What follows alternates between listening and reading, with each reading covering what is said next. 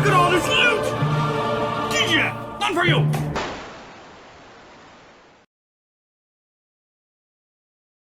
Welcome back, I'm Captain Xavier, and I am a shameless fan of getting free stuff. Especially free modular tactically stuff.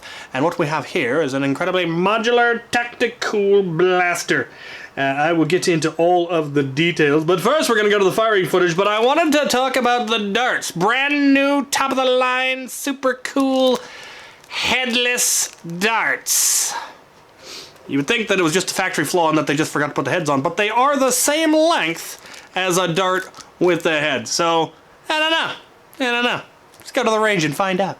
Right, got the battery all charged up, let it charge overnight. It seems to be revving nicely now, and it seems to have a fairly impressive rate of fire. I haven't actually tested it yet, just listening to it cycle empty. For the lols, for the memes, for the what are you doing mans, I have in fact loaded it with those headless darts they sent. Maybe they're amazing. Who am I to stand in the path of progress? That's what they sent, so that's what I'm gonna test it with.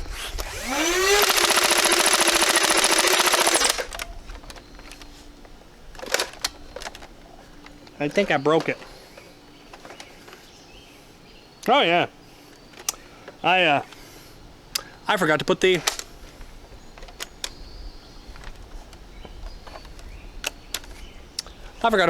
barrel in there. That's on me. I'm gonna go fix this and come back. Right, I managed to get it working again. There were 6 darts shoved up in this section of the barrel, and it jammed. Weird. I'm gonna reload them, and we're gonna see what happens. I also added the metal barrel, which is just weird. We try again.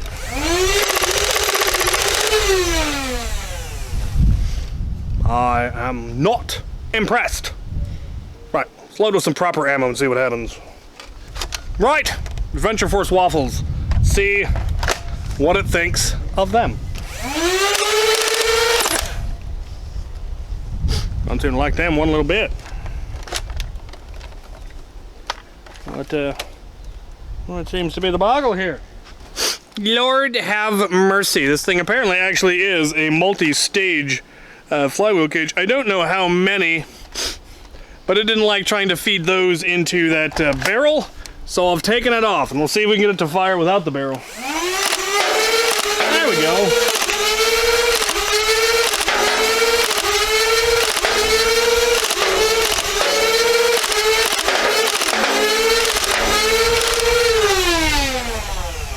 Well, it works. You may have noticed a lot of whirly-birds. I noticed that too. I'm sure there's probably ways to optimize this. I'll put some more darts through it. Right, I'm gonna risk a full mag dump. We will see what happens.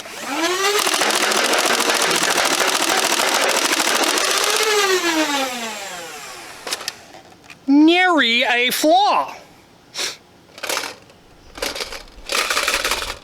Let's talk about it. Well, that was a thing that happened.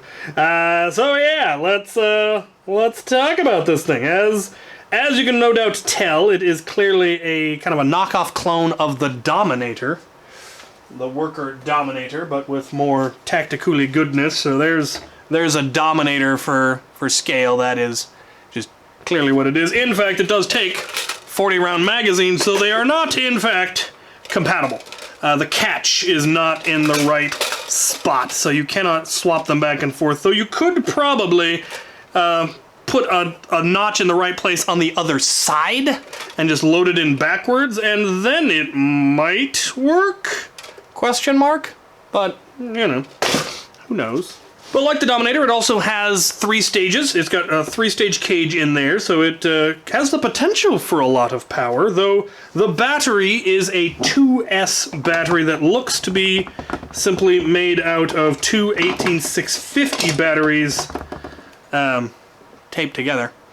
So it's a 2S system, whereas the Dominator is typically designed for a 3S system, so there's a little bit of shortage in torque, which I didn't see as much of that as I was expecting. When I fired it, did the full mag dump at the end, I was expecting a lot more dip in performance, though there was some, but not nearly as much as I was expecting. So it does actually have some power, which is impressive. I think the longest range I hit was, I got a dart past the 75, which is definitely more impressive than I was expecting.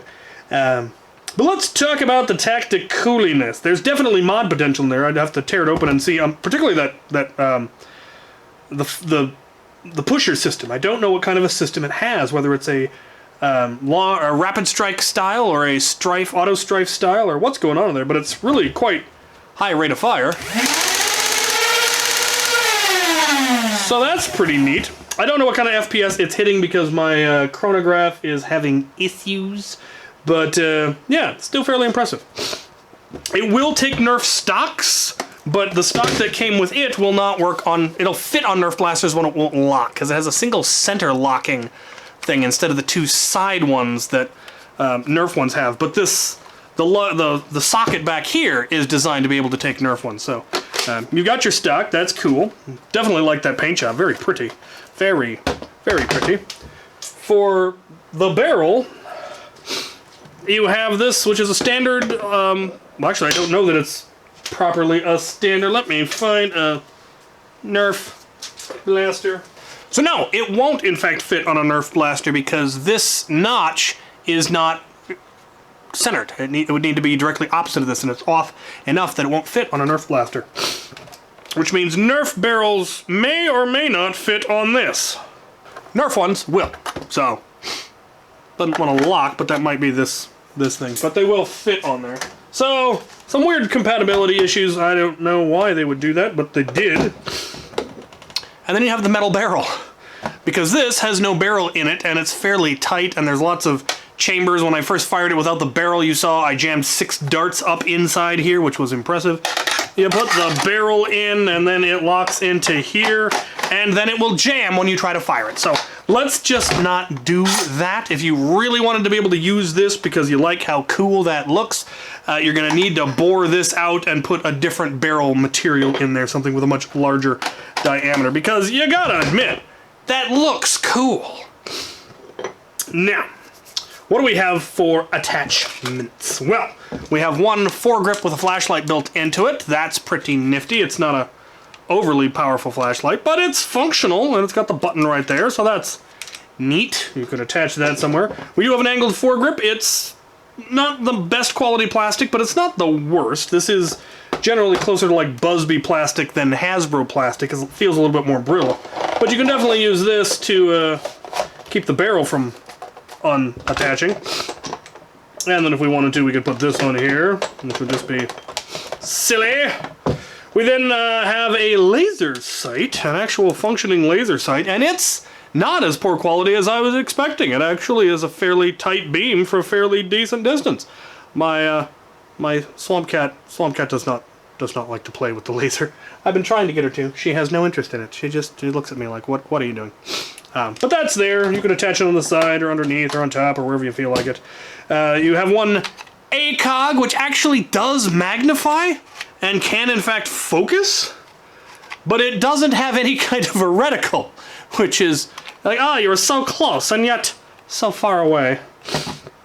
And then we have this, which looks like a reflex sight, but isn't. It's just a reticle just attached in the middle and lit up by a light from underneath, so it's not actually holographic, but is hilarious. So, I mean, if you just were looking for something for looks, it looks good. You know, you don't have to worry about it break or anything like that, but you could attach that on there. It did come with iPro, broken iPro. I don't think that's actually a feature. I think that was just, you know, poor packing. But, yeah, it's fairly neat. And the mod potential is definitely there, because it's 3 stages. You could obviously replace the battery with a LiPo, replace the motors with more powerful motors, all of that. I'm definitely going to have to open it up at some point and take a look at that pusher mech, because I'm curious how it works, because this thing does have a very impressive rate of fire. And if you were to put better internals, you could probably get even better. My concern would be the quality of the plastic. I don't know how robust those internals would be under heavier load from more powerful motors or batteries or anything like that. But yeah, it's neat. I like the look of it. It's got neat, you know, the paint job is fabulous. Obviously, I'd like to see an orange tip on it if you're ever going to use it in public, but that's a simple enough thing to, you know, put some tape over there or spray paint it or whatever. But the general design of it is really cool. It does have more character to it, like the hex pattern here and a lot of the detailing is a lot more complicated than you see on the Dominator. You can actually see the internals, the cages and the wiring and all of that through those vents, which is probably not good because debris and stuff could get in there, but it does have functioning Picatinny rail. It's fairly neat. I dig it. I understand why people were wanting me to review this one. It's fascinating. I will definitely at some point hopefully get around to opening it up and taking a look at the internals and seeing what kind of potential is there and comparing them to the Dominator's internals. So stay tuned for that. Once again, my thanks to Bwee Blasters for sending this to me. Be sure to check out the link, see if there's anything else on their website you'd like me to review. And as always, thank you guys for watching. Oh, God, no, this, fall off.